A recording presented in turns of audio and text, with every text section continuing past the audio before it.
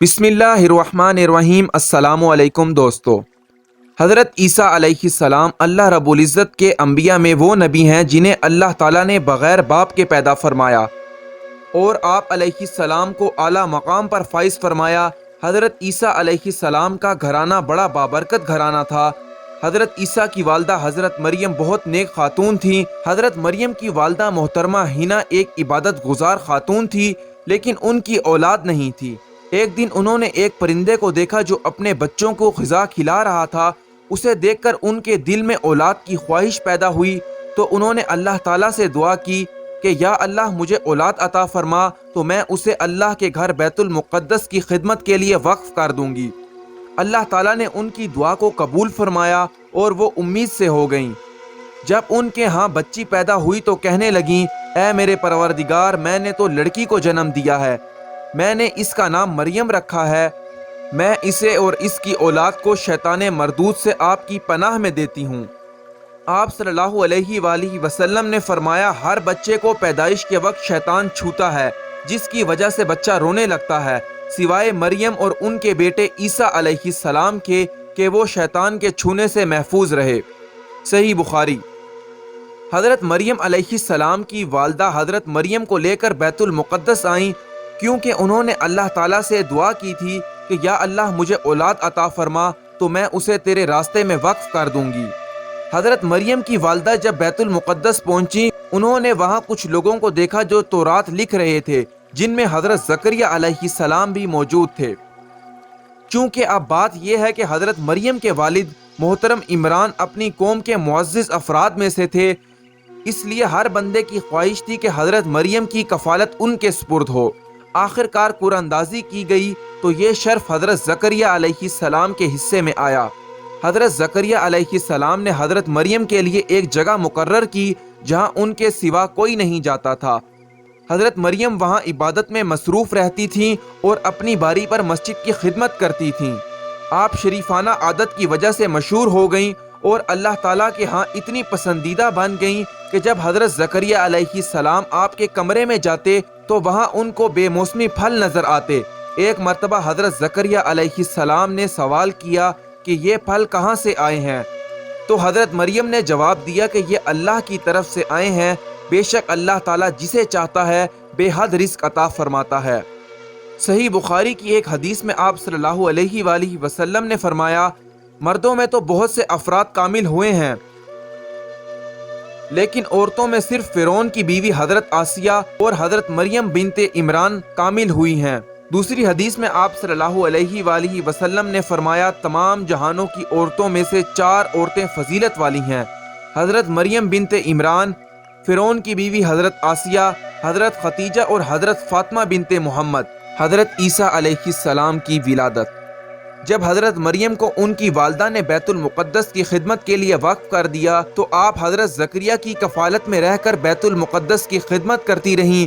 جب حضرت مریم بلوغت کی عمر کو پہنچ گئیں تو آپ ایک دن بیت المقدس کے مشرقی حصے میں سب سے علیحدہ ہو کر ایک طرف پردہ ڈال کر غسل کرنے لگی۔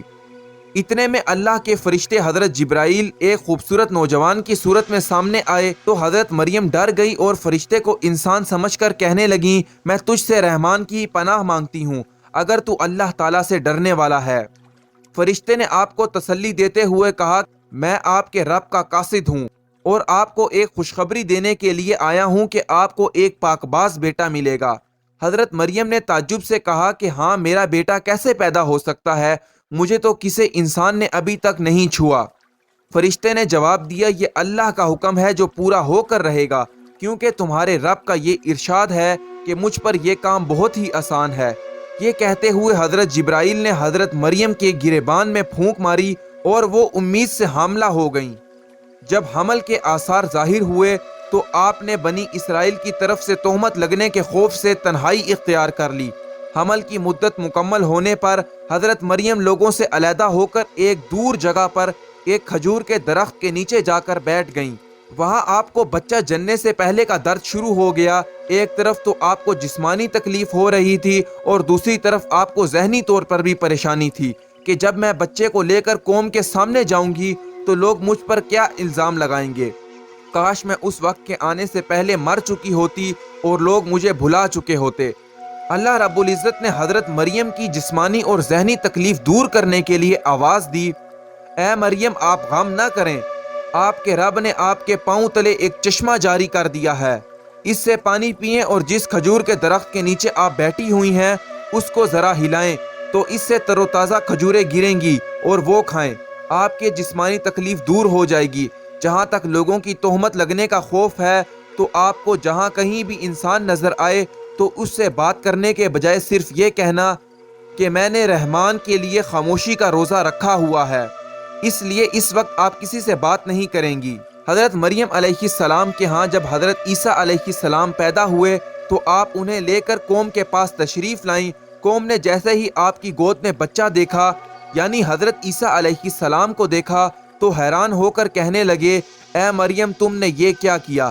نہ تو تمہارا باپ بدکار تھا اور نہ ہی تمہاری ماں، کنواری ہونے کے باوجود یہ بچہ تمہارے پاس کہاں سے آیا ہے؟ حضرت مریم نے اللہ کے حکم کی تکمیل میں خاموشی کا روزہ رکھا ہوا تھا، لہٰذا آپ نے حضرت عیسیٰ کی طرف اشارہ کرتے ہوئے فرمایا کہ اس سے پوچھو۔ لوگوں نے کہا اتنے چھوٹے بچے سے ہم کیا پوچھیں؟ اللہ تعالیٰ سورۃ مریم میں فرماتا ہے، پھر وہ بچہ عیسیٰ علیہ السلام کو اٹھائے ہوئے اپنی قوم کے پاس آئیں تو انہوں نے کہا، اے مریم تم نے تو بہت ہی برا کام کیا ہے، اے ہارون کی بہن، نہ تو تمہارا باپ برا آدمی تھا اور نہ ہی تمہاری ماں بدکار تھی۔ مریم نے اپنے بچے کی طرف اشارہ کیا تو وہ قوم کے لوگوں سے کہنے لگے، ہم اس گود کے بچے سے کیسے بات کریں؟ جب حضرت مریم نے حضرت عیسیٰ کی طرف اشارہ کیا کہ ان سے حقیقت معلوم کرو تو قوم کے افراد بھی یہ سوچ رہے تھے کہ مریم ہم سے مذاق کر رہی ہے، اتنا چھوٹا بچہ بولنے کی صلاحیت کہاں سے رکھتا ہے؟ اتنے میں حضرت عیسیٰ علیہ السلام اللہ کے حکم سے بول پڑے اور خود کو اللہ کا بیٹا ہونے کی نفی کرتے ہوئے اپنی والدہ محترمہ پر جو قوم کی طرف سے الزام تھا اس کی بھی تردید فرمائی۔ اللہ تعالیٰ سورۃ مریم میں فرماتا ہے، اس وقت بچہ بول اٹھا، بے شک میں اللہ کا بندہ ہوں، اس نے مجھے کتاب عطا فرمائی ہے اور مجھے اپنا نبی بنایا ہے، اور جہاں کہیں بھی میں رہوں اس نے مجھے بابرکت بنایا ہے، اور جب تک میں زندہ ہوں اس نے مجھے نماز پڑھنے اور زکوٰۃ ادا کرنے کا حکم دیا ہے اور مجھے اپنی والدہ کا خدمت گزار بنایا ہے اور مجھے سرکش اور بدبخت نہیں بنایا، اور مجھ پر سلامتی ہے جس دن میں پیدا ہوا، جس دن میں فوت ہوں گا اور جس دن میں دوبارہ زندہ کیا جاؤں گا۔